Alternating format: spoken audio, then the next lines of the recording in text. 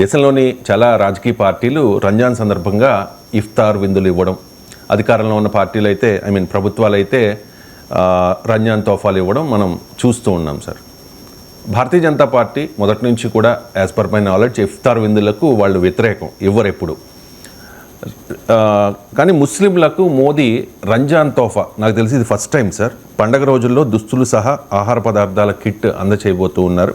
రంజాన్లో 32 లక్షల మంది ముస్లింలకు ఈ బహుమతి ఇవ్వబోతూ ఉన్నారు.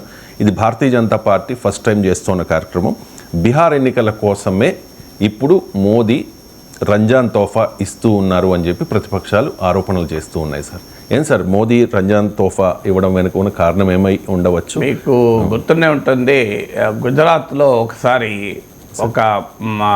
ఆయన కలిసినటువంటి ముస్లింలు ఆ టోపీ ఇస్తే ఆయన పెట్టుకుని నిరాకరించాడు, తీసిపడేశాడు.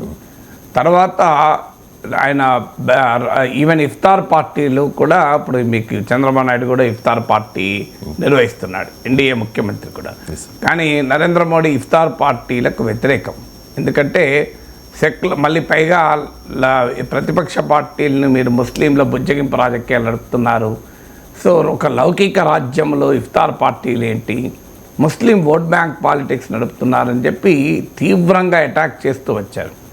ఆఖరికి ముస్లిం ముజ్రా అని చెప్పి 2024 ఎన్నికల సమయంలో పెద్ద ఎత్తున క్యాంపెయిన్ కూడా చేశారు. ముజ్రా అంటే మొఘల్ కోర్టులో డ్యాన్స్ అది. సో ముస్లిం, ముజ్రా, మందిర్, మసీద్, మంగళ సూత్ర అంటూ ఆల్ ఎమ్స్ మీకు ప్రతిపక్షాల మీద దాడి, ప్రత్యేకంగా కాంగ్రెస్ పార్టీ పైన దాడి చేశారు. మీకు సామ్ పెట్రోడా అనే Congress overseas in-charge wealth tax గురించి మాట్లాడిన అంశం, ఆయన మాట్లాడింది వెల్త్ ట్యాక్స్ గురించి. సో వెల్త్ ట్యాక్స్ ప్రపంచంలో సంపన్న దేశాల్లో చాలా చోట్ల ఉంది.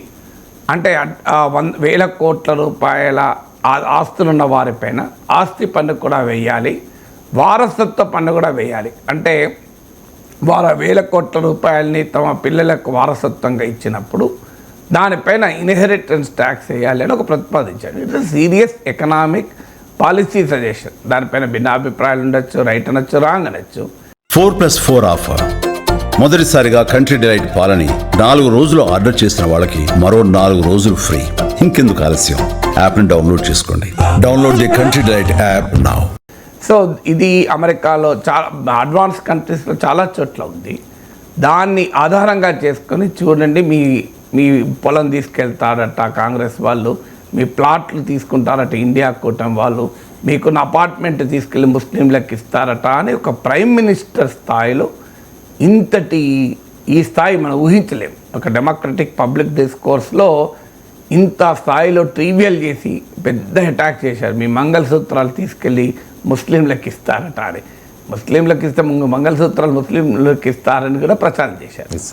ఈ స్థాయిలో ఓట్ బ్యాంక్ పాలిటిక్స్, బుజ్జగింపు రాజకీయాలు, సంతుష్టీకరణ రాజకీయాలు చేస్తారని చెప్పి ఇండియా కూటమి పైన అటాక్ చేసి ఇప్పుడు ఏం చేస్తున్నారు, మళ్ళీ ఎక్కడికి వచ్చారు, మళ్ళీ రంజాన్ తోఫా దాకా వచ్చారు. జగన్ యొక్క సెక్యులర్ క్రెడెన్షియల్స్ ప్రదర్శించుకోవటానికి మళ్ళీ బుజ్జగింపు రాజకీయాలు చేయాల్సిన అవసరం లేదు. ఇప్పటికీ కూడా తమ ప్రత్యర్థుల్ని ప్రతిరోజు బీజేపీ అటాక్ చేసేది ఏంటి, బుజ్జగింపు రాజకీయాలు. ఇక్కడ మనం తెలంగాణలో చూస్తుంటాం కదా, మసీదులని అవ్వండి, శివమస్తే మీకు, శివమస్తే మాకు, ఇది రోజు ఇదే కదా అటాక్. సో డైలీ మాబ్ లించింగులు, మూకదాడులు, ఎవడు ఎక్కడ ఏ మాంసం పట్టకపోయినా అందులో ఆవు మాంసం ఉందని చెప్పి వాళ్ళపైన దాడులు, ఇలా ప్రతి ప్రార్థనా స్థలం పైన వివాదాలు, రోజంతా రాజకీయాలంతా దీని చుట్టే కదా. హలాల్ చుట్టూ, కర్ణాటకలో హిజబ్ చుట్టూ రాజకీయం, ఆఖరికి ముస్లిం అమ్మాయిలు వేసుకునే దుస్తులపైన రాజకీయమే, వారి వ్యాపారాలపైన అటాక్, మీకు ఉత్తరప్రదేశ్లో వాళ్ళ పేర్లు రాయాలి బయట అని చెప్పి కండిషన్స్. సో బీజేపీ నడుపుతున్న రాజకీయం అంతా యాంటీ ముస్లిం పాలిటిక్స్. ప్రతిపక్ష పార్టీల్ని అన్నది మీరు ముస్లిం ఓటు బ్యాంక్ రాజకీయాలు నడుపుతున్నారు. ఇప్పుడు రంజాన్ తోఫాలు ఇచ్చే దశకు వచ్చారంటే, నాకు తెలిసినంతవరకు మోడీ ప్రభుత్వం మీకు దసరా తోఫా ఇవ్వడం లేదు, దసరా కానుక, దీపావళి కానుక హిందువులకు ఇవ్వడం లేదు. కానీ ముస్లింలు మాత్రం రంజాన్ తోఫా అంటున్నారు. మరి దీపావళి కానుక రేపు ఉగాది వస్తుంది, మాకు ఉగాది తోఫా కానుక ఎందుకు ఇవ్వరు? హిందువులకు దసరా కానుక దీపావళి కానుక కూడా ఇవ్వక ముందు మీరు రంజాన్ తోఫా ఇస్తానంటే ఏంటన్నట్లు? నిజంగా ఆ వార్త నిజమే అయితే అంతకన్నా అన్యాయమైంది ఇంకోటి ఉండదు కదా. సో అందువల్ల ఇది బేసికల్గా నీవు చెప్తున్న రాజకీయం ఏంటి, చేస్తున్న దాడి ఏంటి, ఇప్పుడు జరుగుతున్న వ్యవహారం ఏంటి? సో అందువల్ల అంటే రాజకీయాల్లో మనం ఏ వైఖరైనా తీసుకుంటే చెల్లుతుంది అనుకుంటే ప్రజలు గమనిస్తారు కదా.